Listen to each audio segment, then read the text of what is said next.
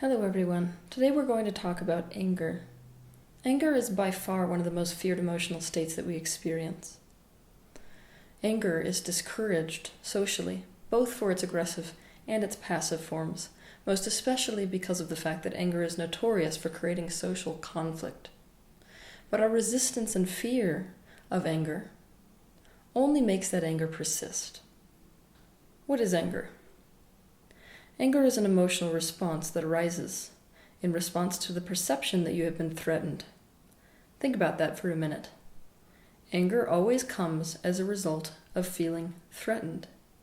That means anger comes in response to the perceived infliction of pain, injury, or damage, either done or not yet done to you. If we are angry, our survival mechanism has been triggered. Remember that I don't mean just physical survival mechanism. I also mean emotional survival mechanism and mental survival mechanism. This emotion is partly responsible for the fight or flight response. Anger is an aversion. It is an impulse for self-preservation. Anger is the emotional response that results from being threatened into a state of fear, usually about pain that has been inflicted on you or that you think is going to come. Anger becomes the predominant feeling behaviorally, cognitively, and physiologically when a person makes a conscious choice to take action to immediately stop the threat of an outside force. Anger distances you from threat. This is the real reason why anger hurts people. It puts distance between yourself and them. It is opposing oneness and love. It is the opposite of social cohesion. It separates us. If we perceive a threat, it means that we feel powerless. It means that we feel like we have no control over something that has happened or something that is happening. There is no lower vibration on the planet than powerlessness.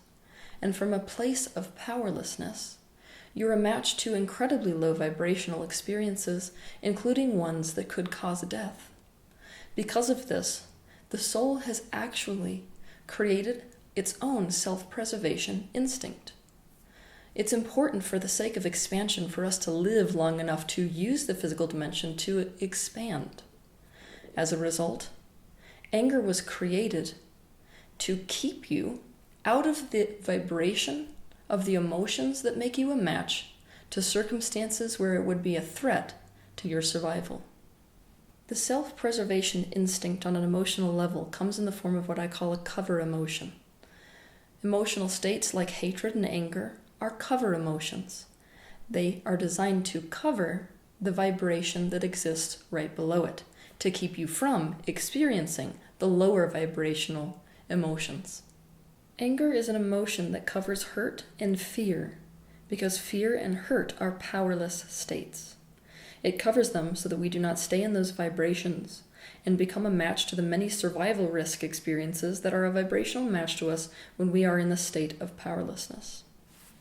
Obviously, anger feels better than powerless states like fear and like hurt. But what about people who say that anger makes them feel worse than lower vibrational states like depression or like fear or like guilt? If that's the case with you, then what happened is that you were raised in a social group that believed that anger was so bad that it made you a bad person. You have perceived that anger hurts people and that hurting people makes you a bad person and that bad people do not receive love. It's a holdover from the punishment and reward style of parenting. People are relationally dependent, so love equals survival. As a result, every time you feel angry, subconsciously your fight or flight mechanism is triggered. You begin to feel powerless because your core belief is that you will be abandoned or hurt or left alone if you are angry. In other words, anger has become a trigger in and of itself for you. This is especially true if you have been raised in a religious environment. All of the various world religions are scattered, even the core scriptures, with warnings about the personal and spiritual implications of anger. But this is not the Dark Ages anymore. Most of us are not living in caves and stoning our wives and sacrificing goats to the gods. So let's catch up with the times. Anger is not wrong. Anger is not bad. Anger is not evil. Anger has been critical to our survival. Anger pulls you out of powerlessness and the pain of being hurt and being afraid. This is why people say that anger can be used as fuel. It makes dangers feel smaller and confidence seem higher, and it is a huge burst of energy. It means we are taking our power back. It's motivating. Anger means we think we have a choice to make, and choice is freedom. This is why anger shows up in the orbitofrontal cortex of the brain during neuroimaging studies. Now, as I said before, anger is the number one enemy in a society. This is a big problem in a universe like this that is governed by the law of attraction. Because people who do not allow themselves to experience anger are in fact caught in lower vibrational states than anger. What does that mean in a universe governed by the law of attraction? It means that the people who do not experience anger, or let themselves experience anger, I should say, they are a match to experiences that match lower vibrational states than anger. Here's what I mean. When you're angry, you're a match to things like fender benders and altercations and frustrations popping up all over the place. When you are in a state of powerlessness, you're a match to much lower vibrational things. Things like tragedies, losing loved ones, being victimized. Therefore, a person who is in a state of anger is actually in a higher frequency than the person who does not let themselves experience their anger. It is also very serious social business to resist anger. The people who are not allowed to express anger, the people whose anger is invalidated and disapproved of, they are discouraged out of anger back into lower vibrational states, like powerlessness, like revenge. The energy of those emotional states keeps building until they have no choice but to act out to save themselves from those emotional states. This is when the world experiences things like murder. A person who is able to allow themselves to approve of and flow through their anger is a person who does not have to take action on their feelings to feel better. They do not end up taking their anger out on other people. We spoke earlier about anger as a self-preservation instinct. Obviously, looking at anger through that lens, it's easy to see just how much anger has to do with boundaries. If you are angry, no exceptions to the rule, it always means that your being is letting you know that your boundaries either have been violated or are about to be violated. So what does that mean if you're angry at yourself? It means that your being is telling you that you are violating your own boundaries or have violated your own boundaries. You have given yourself reason to fear yourself and not trust yourself. If you hate yourself, your emotions are telling you that you have hurt yourself. You perceive the threat as being you. I cannot go further without saying that if you are a chronically angry person, it is not a personality defect. You have every reason to feel the way you feel. It means there is an omnipresent threat in your life, and it's about time to take a look at your life and figure out what that omnipresent threat is. If you are chronically angry, you have been viewing yourself and your life in a way that makes you feel powerless. So you pull yourself back to anger, and you keep doing this over and over again, sliding into states of powerlessness, pulling yourself back to anger, sliding down into powerlessness, pulling yourself back to anger. It's essentially a vibrational holding pattern. What is it that is making you feel so powerless? People who feel powerless are angry people. People who are afraid are angry people.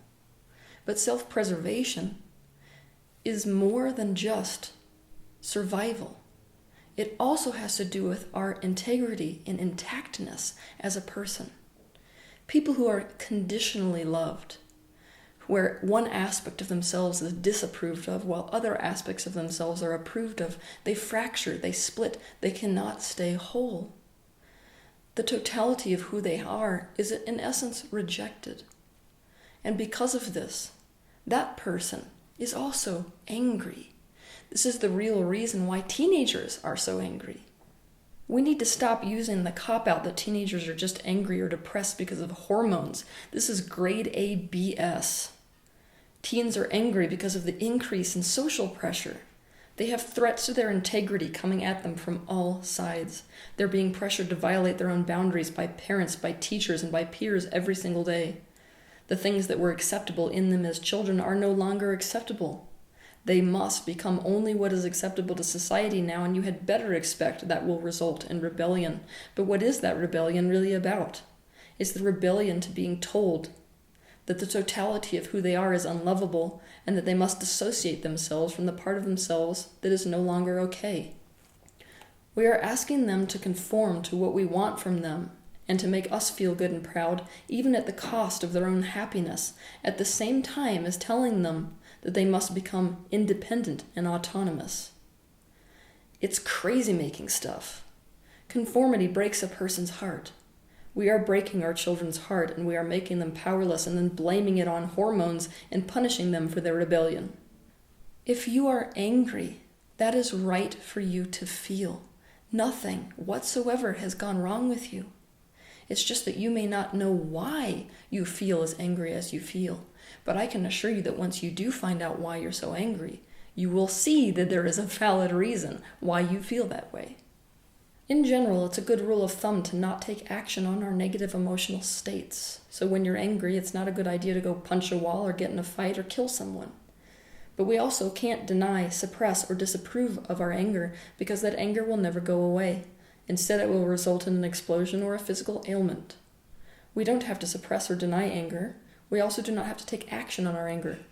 So what exactly is it that we should do about our anger? Number 1. Don't distract yourself from your anger. This is a popular tip that people will tell you when you're angry, is to distract yourself from it. I completely disagree. What we have to do is to recognize our anger and name it as such. I am angry. 2.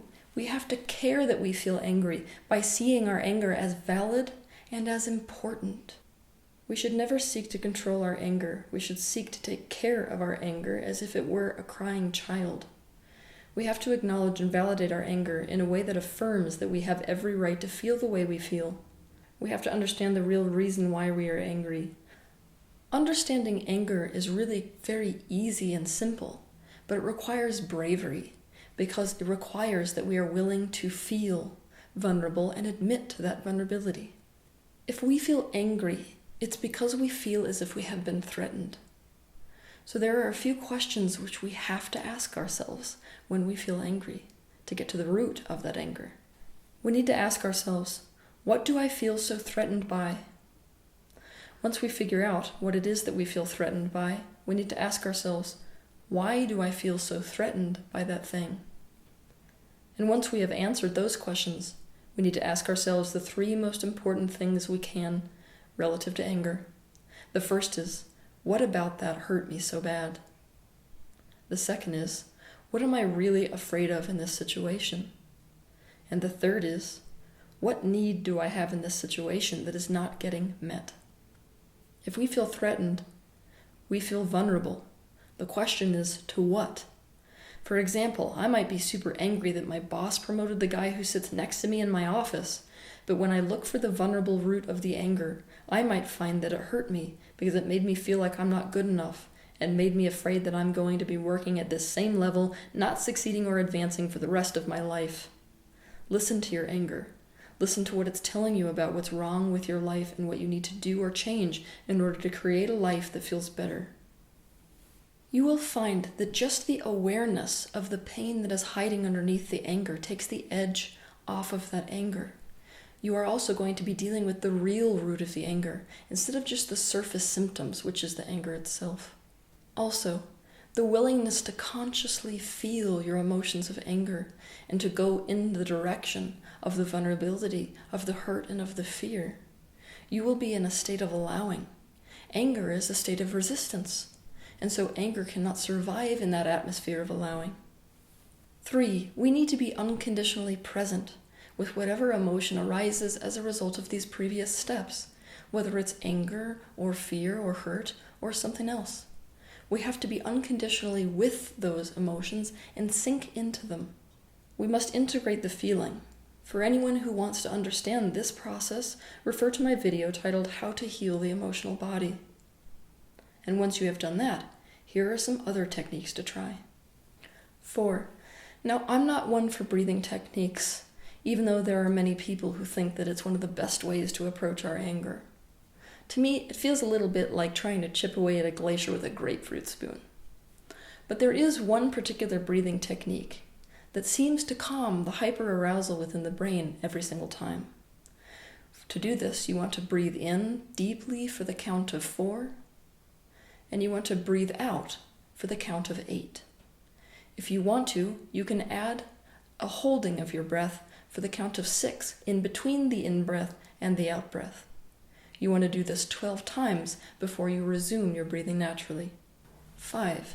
Put your pen to paper. Write your anger down. Anger is a state of confusion. For those of you who have really experienced it, you know exactly what I mean. Putting a pen to paper and writing down, expressing your anger completely, helps you to get clear about your anger. Writing helps your mind and emotions unite. Also, if you fully express the anger, you will find that you can access the hurt and fear underneath, much like scooping oil off the top of water to get to the water. 6. Catharsis. Now, there's a raging debate about whether it's actually a good idea to express and channel anger.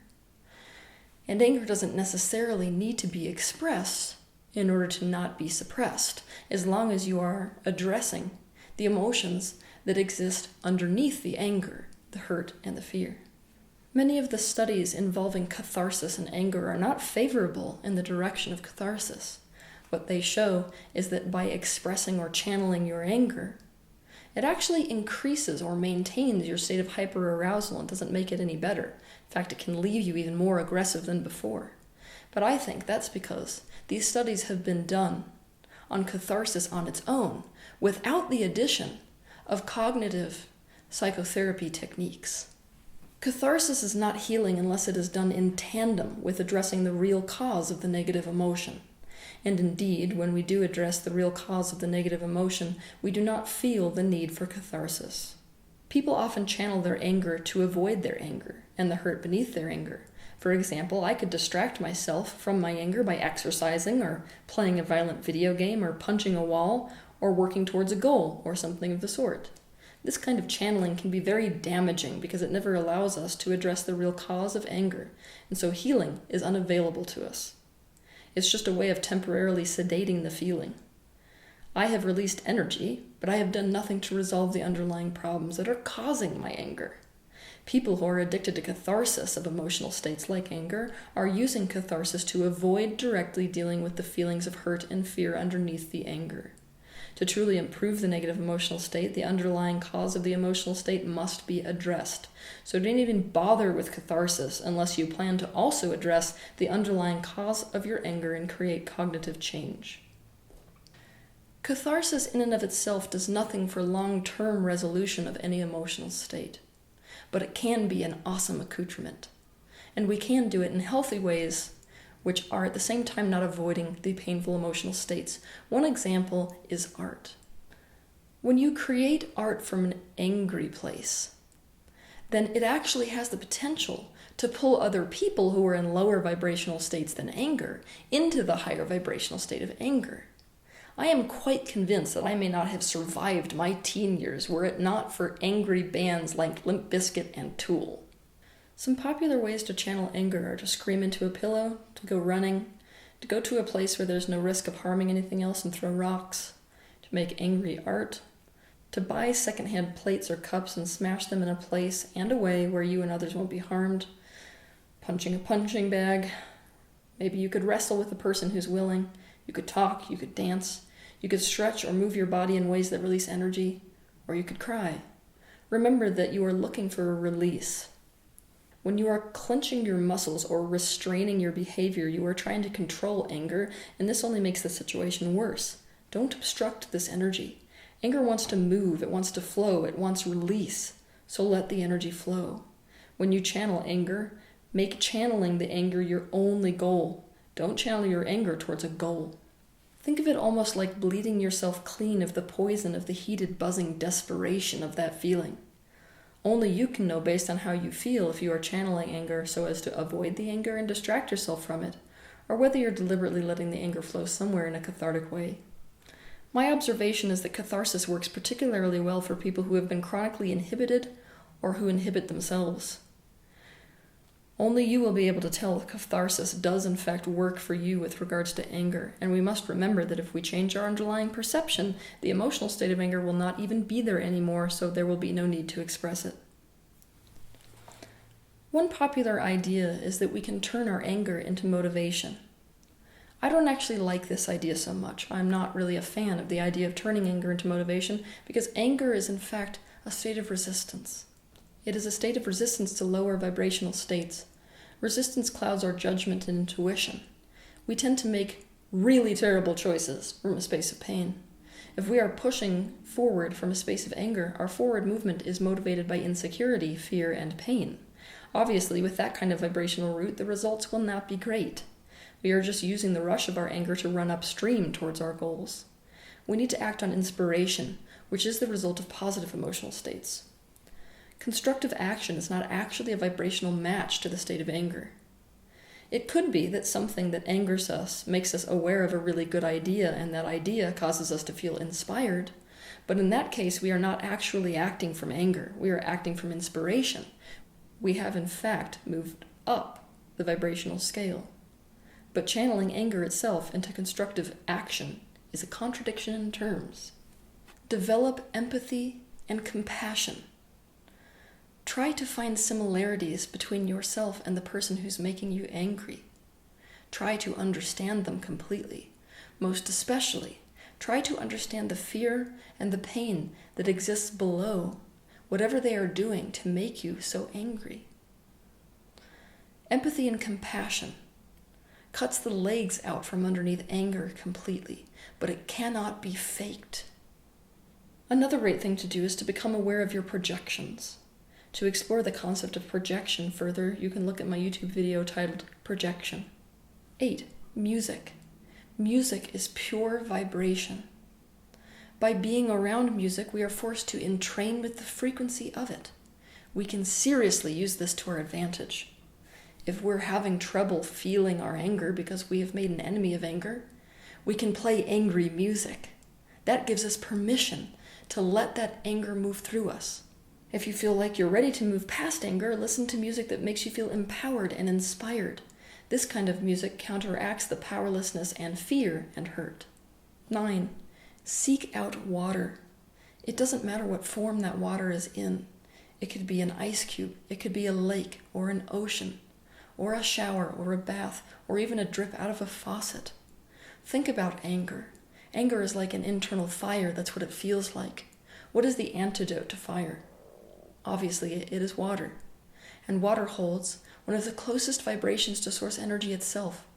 It purifies us, it balances us, and it neutralizes negative energies. So find water in whatever way is calling to you. 10. Pick something that feels better to focus on. Something that makes you feel safe or empowered. Because those are the opposite vibrational states from a state of anger. This can be as simple as watching the Food Network channel, writing down positive aspects about the situation you're mad about, or thinking about an aspect of your life that is actually going very well, something that makes you feel inspired or motivated or empowered. Negative emotion is the indication that you feel a deprivation of something that you need and want. So what is it that you need and want? We can use our acute awareness of what is unwanted to decide what is wanted and then to let ourselves unashamedly go in the direction of those particular things. 11. Sometimes we need to learn that it is okay to express our emotion directly to other people. But we have to be clear about why exactly we are going to do that. What is it that I want out of expressing this anger to this person? What we may find is that we want validation. If we want validation, it's highly unlikely that we're going to get that from a person that we are directing our anger at. But we may find that the reason we want to express our anger to other people is because we want to give ourselves the message that we are completely there for ourselves. We want to give ourselves the message that we have our own back.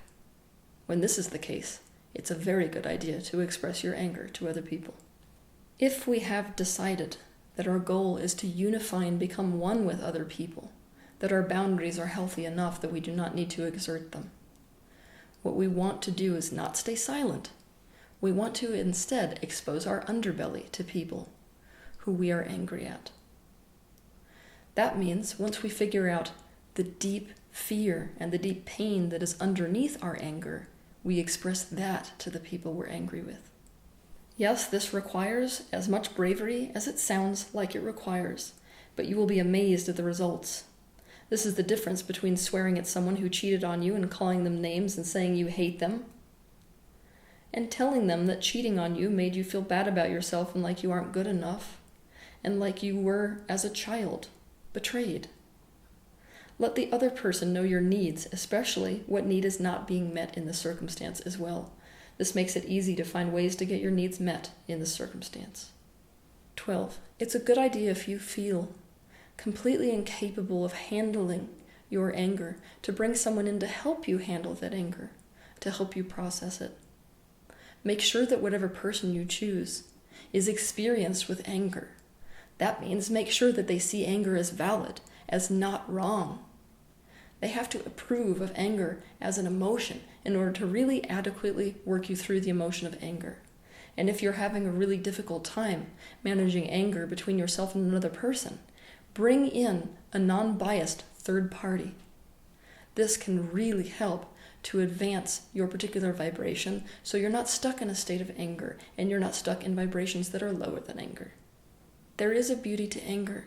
There would be no anger without free will. In anger, there is an acknowledgement of a choice, and the best choice to make is to deal with the deep vulnerability that exists below anger itself. But anger is not bad, and anger is not wrong. It is just the symptom which is telling you that something about your life is out of alignment and needs some loving care and unconditional attention. Have a good week.